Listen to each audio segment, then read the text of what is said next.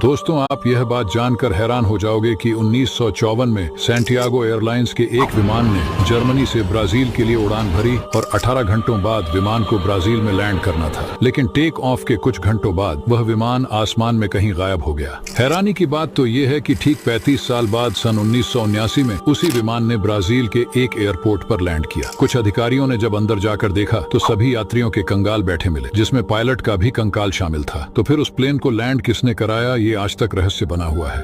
अगर आपको इन सब चीजों में दिलचस्पी है तो हमारे साथ जुड़े रहने के लिए नॉडीज फैक्ट HD को फॉलो करें।